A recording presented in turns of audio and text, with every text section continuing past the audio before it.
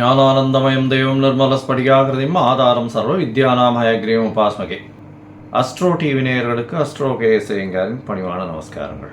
வாரபலன் 16/9/2024 22/9/2024 வரலும் உண்டான வாரத்துக்கு என்னென்ன பலன்கள் மேஷம் முதல் மீனம் வரை அப்படின்றத இப்போ ஒன்று பார்க்கலாம். அதற்கு முன்னாடி இந்த வாரத்தில் வரக்கூடிய கோல்சாரம் என்ன, இந்த வாரத்தில் வரக்கூடிய பயிற்சிகள் என்ன, இந்த வாரத்தில் வரக்கூடிய விசேஷ நாட்கள் என்ன, இந்த வாரத்தில் எந்தெந்த ராசிக்காரர்களுக்கு சந்திராஷ்டம் அப்படின்றத ஒன்றா வருஷப்படுத்தி பார்க்கலாம். இந்த வாரத்தினுடைய கோல்சாரம்னு சொன்னோம்னா ரிஷபத்தில் குரு, மிதுனத்தில் செவ்வாய், சிம்மத்தில் சூரியனும் புதனும், கன்னியில் சுக்கிரனும் கேதுவும், கும்பத்தில் சனி வக்கரகதியில், மீனத்தில் ராகு. இந்த வாரத்தில் அதிவேகமாக செல்லக்கூடிய சந்திர பகவான் இந்த வாரத்தில் சதய நட்சத்திரம் கும்பராசியிலிருந்து ஆரம்பித்து கிருத்திகா நட்சத்திரம் ரிஷபராசி வரலும் போகிறார். இது இந்த வாரத்தினுடைய கோல்சாரம். இந்த வாரத்தில் வரக்கூடிய மாற்றங்கள்னு பார்த்தேன்னா 17ஆம் தேதி 17/9/2024 அன்னைக்கு சிம்மத்திலிருந்து கன்னிக்கு சூரியன் போகிறார். சௌரமான மாதம், அதாவது மாதம் பிறக்கிறது புரட்டாசி மாதம், கன்னியா மாதம் பிறக்கிறது. அதை தவிர பார்த்தாலேயானால் 19ஆம் தேதி 3ஆம் தேதி புரட்டாசி மாதம் 19/9/2024 அன்னைக்கு புதன் கன்னி ராசிக்கும், அதாவது மூல திரிகோண ஆட்சி உச்ச வீட்டை பெறார் புதன். சுக்கிரன் ஆட்சி பெற்ற வீட்டை ஆட்சிக்கு போகிறார், அதாவது தன்னுடைய வீடான துலாத்துக்கு கன்னி ராசியிலிருந்து துலாத்துக்கு போகிறார். அதனால் பார்த்தாலேயானால் கிரக பெயர்ச்சின்னு சொல்லும் பொழுது சூரியன், புதன், சுக்கிரன் 3 கிரகங்களும் பெயர்றது பெரிய விசேஷம். இந்த வாரத்தில் வரக்கூடிய விசேஷங்கள் அப்படின்னு பார்த்தோம்னா புரட்டாசி மாதம் பித்ருக்களுடைய மாதம்னு சொல்லக்கூடியது.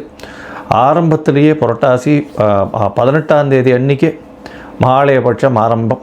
பித்ருக்களுக்கு செய்ய வேண்டிய கர்மாக்கள் கடமைகளை செய்ய வேண்டியது.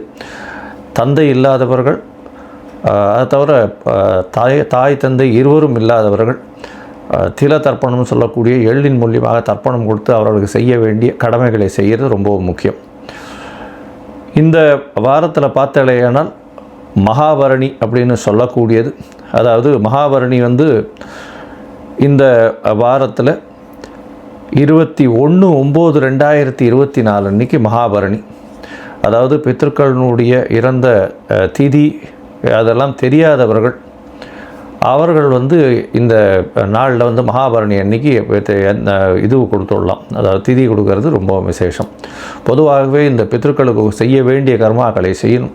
ஒருவேளை செய்யாமல் விட்டால் என்ன ஆகும் அப்படின்னா அது ஜோசியத்தில் பார்க்கும்பொழுது, ஜாதகத்தின் மூலியமாக பார்க்கும்போது அவர்களுடைய சந்ததியை பாதிக்கும். அது எப்படி பாதிக்கும் அப்படின்னா 5/9ன்னு சொல்லக்கூடிய பூர்வ புண்ணியஸ்தானம், அது தவிர பாக்கியஸ்தானம்னு சொல்லக்கூடிய இடத்துல அதாவது துர்கிரகங்கள் இருக்கிறதோ, அதாவது அதை தவிர துர்கிரகங்களினுடைய பார்வை இருக்கிறதோ, துர்கிரகங்களாக இருந்து நீச்சப்பட்டு போகிறதோ, இந்த மாதிரியான விஷயங்கள் நடக்கும். இதன் மூலியமாக அவர்களுக்கு கிடைக்க வேண்டியது கிடைக்க நேரத்தில் கிடைக்காமல் போகும். அதை தவிர மிகப்பெரிய கஷ்டத்தை அவர்களுடைய வாழ்நாளில் அனுபவிக்கக்கூடும். அதனால் முடிஞ்சவரை அவர்கள் செய்ய வேண்டிய, முன்னோர்களுக்கு செய்ய வேண்டிய கடமைகளை கண்டிப்பாக செய்யணும் அப்படின்றத சொல்கிறோம். இந்த வாரத்தில் பார்த்தாலேயானால் கிருத்திகை நட்சத்திரம் வருது. அதாவது கிருத்திகை நட்சத்திரம் 22ஆம் தேதி அன்றைக்கி 22/9/2024 அன்றைக்கி கிருத்திகை நட்சத்திரம். கிருத்திகை விரதம், முருகனுக்கு விரதம் இருக்கிறது ரொம்ப விசேஷம். சஷ்டியில் விரதம் இருந்தாலும் சரி, கிருத்திகையில் விரதம் இருந்தாலும் சரி, அகப்பையில் வரும் அப்படின்னு சொல்லுவாங்க. குழந்தை பிராப்திக்கு ஒரு நல்ல ஒரு ஏற்றமான காலம். அதாவது குழந்தை பிராப்தி பெறணும்னா முருகனை வேண்டின்னு விரதம் இருக்கிறது விசேஷம். அது தவிர எதிரிகளை வெல்லணும் அப்படின்னா முருகனை வேண்டின்னு விரதம் இருக்கிறது ரொம்ப விசேஷம்.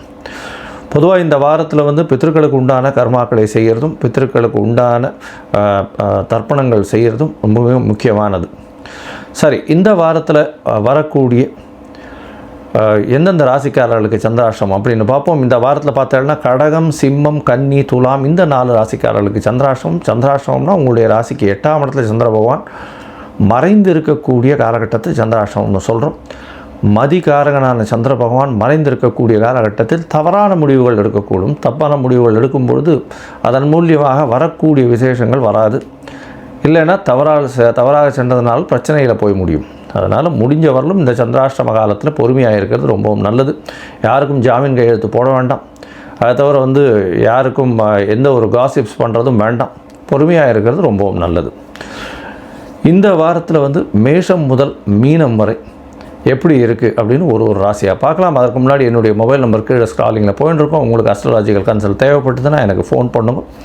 உங்களுடைய date, time, place of birth, உங்களுடைய நேம், பேரண்ட்ஸ் நேம் கொடுத்தீங்களே ஏனால் என்னுடைய கட்டணம் என்னன்னு சொல்கிறேன். அது போட்டதுக்கப்புறம் உங்களுடைய ஜாதகத்தை போட்டு அந்த ஜாதகத்தில் சந்தி இருக்கான்னு பார்த்து, அதாவது சந்தின்றது வந்து நட்சத்திர பாத சந்தி, நட்சத்திர சந்தி, பாத சந்தி, அதை தவிர லக்ன சந்தி, லக்ன பாத சந்திகள், எந்த சந்திகள் இருந்ததுனாலும் அந்த சந்தியை விட்டு முதல்ல உங்களுடைய ஜாதகத்தை போட்டு அதை எடுத்து கரெக்டாக இது பண்ணி உங்களுடைய தசாபுக்தி அந்தரம் சூக்ஷ்மம்லாம் எப்படி இருக்குன்றதை பார்த்து இன்றைய கால கோச்சார பிரகாரம் உங்களுக்கு வந்து ஏற்றமான காலகட்டம் எப்பொழுது, இல்லை இந்த காலகட்டத்தில் பிரச்சனைகளை எப்படி எதிர்கொள்ளலாம் அப்படின்ற எளிய பரிகாரத்தின் மூலியமாக இந்த உங்களுக்கு சொல்கிறேன். இப்போது மேஷம் முதல் மீனம் வரை 16/9/2024 22/9/2024 வரை உண்டான வாரத்திற்கு என்னன்னு பார்க்கலாம். மீனம் பூரட்டாதி, உத்திரட்டாதி, ரேவதி இந்த 3 நட்சத்திரம் 9 பாதங்களை கொண்ட ராசி. ராசியின் அதிபதி அப்படின்னு சொல்லக்கூடிய ஒரு குரு பகவான் ராசிக்கு 3ஆம் இடத்துல இருக்கார். 3ஆம் இடத்தில் இருக்கக்கூடிய குரு பகவான் உங்களுடைய ராசிக்கு 10ஆம் இடத்தை பார்க்குறது விசேஷம். இந்த வாரத்தில் உங்களுடைய ராசியிலேயே வந்து ராகு பகவான் இருக்கிறதும் சப்தமத்தில் புதன் ஆட்சி உச்சம் பெற்று மூல திரிகோணம் பெற்று இருக்கிறது பெரிய விசேஷம். எதிர்பாலினத்தவர் மூலியமாக நல்ல ஒரு ஏற்றம் இருக்கும். நண்பர்கள் மூலியமாக நல்ல ஒரு விசேஷமான விஷயங்கள் கிடைக்கக்கூடிய வாய்ப்புகள் உண்டு. ராசிக்கு 6ஆம் அதிபதி 7ஆம் இடத்துல போய் இருக்கிறதன் மூலியமாக புதிய கடன் வாங்கக்கூடிய வாய்ப்புகள் உண்டு. பார்ட்னர்ஷிப் பிஸ்னஸுக்கு பொறுமையாக இருக்கிறது நல்லது. அரசாங்க சம்பந்தமாக சிறு சிறு தொல்லைகள் வரக்கூடிய வாய்ப்புகள் நிச்சயமாக இருக்கும். உங்களுடைய ராசிக்கு 7.5 சனி ஆரம்பிச்சுடுத்து. ஏற்கனவே சனி பகவான் 12ஆம் இடத்துல வக்கரகதியில் இருக்கிற தேவையற்ற செலவுகள் கொஞ்சம் ஆகக்கூடிய வாய்ப்புகள் நிச்சயமாக இருக்கும். இந்த வாரத்தில் உங்களுடைய ராசிக்கு சப்தமத்தில் இருந்த சுக்கிர பகவான் 8ஆம் இடத்துல போய் ஆட்சி பெற்று போகிறார். இதன் மூலியமாக உங்களுடைய என்ன சொல்கிறது, வெளிநாடு போகக்கூடிய எண்ணங்கள் கொஞ்சம் அதிகரிக்கக்கூடிய காலகட்டமாக இருக்கும். 8ஆம் இடத்துல மறைந்த செல்வங்கள் வரக்கூடிய வாய்ப்புகள் நிச்சயமாக உண்டு. திடீரென்று உங்களுக்கு ஒரு பொக்கிஷம் கிடைக்கக்கூடிய வாய்ப்புகள் நிச்சயமாக உண்டு. இந்த வாரத்தில் பார்த்தாலேனால் ராசிக்கு 4ஆம் இடத்துல செவ்வாய் பகவான் போய் இருக்கிறது பெரிய விசேஷம். இதன் மூலியமாக பார்த்தாலேன்னா தாயின் உடல்நிலையில் சற்று ஏற்றம் இருக்கக்கூடிய காலகட்டமாக அமையப்போகிறது. தந்தையின் உடல்நிலையில் சற்று பின்னடைவு இருக்கக்கூடிய காலகட்டமாக இருக்கும். இந்த வாரத்தில் பார்த்தாலேயானால் உங்களுடைய ராசிக்கு 5ஆம் அதிபதினு சொல்லக்கூடிய சந்திர பகவான் உங்களுடைய ராசிக்கு 10ஆம் இடத்துல உங்களுடைய ராசிக்கு 12ஆம் இடத்துல இந்த வாரத்தை ஆரம்பிக்கிறார். 16/9/2024 22/9/2024 வரலும் உண்டான வாரத்திற்கு சந்திர பகவான் உங்களுடைய ராசியில் 12ஆம் இடத்துல புனர்ப்பு யோகம் அமையிறது. கணவன் மனைவிக்குள்ள சிறு சிறு பிரச்சனைகள் இருக்கும். வீட்டை விட்டு வெளியில் பிரிந்து செல்ல வேண்டிய கட்டாயம் இருக்கும். தொழிலில் பெரிய மாற்றங்கள் இருக்கும். தொழில் அதாவது வேலை செய்யும் இடத்துல வெளிநாடு, வெளியூர், வெளிமாநிலம் போகக்கூடிய பாக்கியம் நிச்சயமாக கிடைக்கும். அது தவிர குடும்பத்தை விட்டு பிரிந்து இருக்கக்கூடிய காலகட்டமாக அமைய போகிறது. உங்களுடைய ராசிக்கு 12ஆம் இடத்துல இருக்கக்கூடிய சந்திர பகவான் 18ஆம் தேதி கார்த்தால வரலும் இருக்கார். அதற்கு பிறகு உங்களுடைய ராசியிலே வரார். சந்திரன் உங்களுடைய ராசியிலே கிட்டத்தட்ட பௌர்ணமி யோகம் வருது. 18ஆம் தேதி கார்த்தால ஒரு 7 மணியிலிருந்து 20ஆம் தேதி கார்த்தால ஒரு 9 மணி 10 மணி வரலும் இருக்கக்கூடிய காலகட்டமாக இருக்குது. பௌர்ணமி யோகம் படுறதுனால பெரிய ஏற்றம் கிடைக்கக்கூடிய காலகட்டம். 5-6 அதிபதிகள் அதாவது ஒருவருக்கொருவர் நேர் பார்வையில் பௌர்ணமி யோகம் கிடைக்கிறது பெரிய விசேஷம். இதன் மூலியமாக குழந்தைகள் மூலியமாக ஏற்றம் இருக்கும். உங்களுக்கு புதிய பதவி, புகழ், அந்தஸ்து, கௌரவம் வரக்கூடிய வாய்ப்புகள் நிச்சயமாக உண்டு. இந்த வாரத்தில் உங்களுடைய ராசிக்கு 2ஆம் இடத்துல சந்திர பகவான் போகிறார். 2ஆம் இடத்துல சந்திர பகவான் போகும்போது பார்த்தீங்கன்னா 20ஆம் தேதி கார்த்தாலிருந்து 22ஆம் தேதி மதியம் ஒரு 12 மணி வரலும் இருக்கக்கூடிய காலகட்டமாக அமையிறது. இந்த காலகட்டத்தில் சுக்கிரனுடைய பார்வை இருக்குது. பேச்சில் நல்ல நளினம் இருக்கக்கூடிய காலகட்டம். 5ஆம் அதிபதியே 2ஆம் இடத்துல இருக்கிறதுனாலையும் சுக்கிரனுடைய பார்வை இருக்கிறதுனாலையும் நல்ல ஒரு ஏற்றம் இருக்கும். அது தவிர பண வரவிற்கு பஞ்சம் இருக்காது. தொழிலில் பெரிய அபிவிருத்தி இருக்கக்கூடிய காலகட்டமாக அமைய போகிறது. உங்களுடைய ராசிக்கு 3ஆம் இடத்துல சந்திர பகவான் போகிறார். குரு சந்திர யோகம் அமையிறது. கஜகேசரி யோகம்னு சொல்லக்கூடியது அமையிறது. இதன் மூலியமாக நினைத்த காரியங்களை முயற்சி செய்து அதை வெற்றி பெறக்கூடிய வாய்ப்புகள் நிச்சயமாக இந்த வாரத்தில் நடைபெறும். படிக்கக்கூடிய மாணவர்களுக்கு நல்ல ஏற்றமாக இருக்கக்கூடிய காலகட்டம். போட்டித் தேர்வில் வெற்றி பெறக்கூடிய வாய்ப்புகள் நிச்சயமாக உண்டு.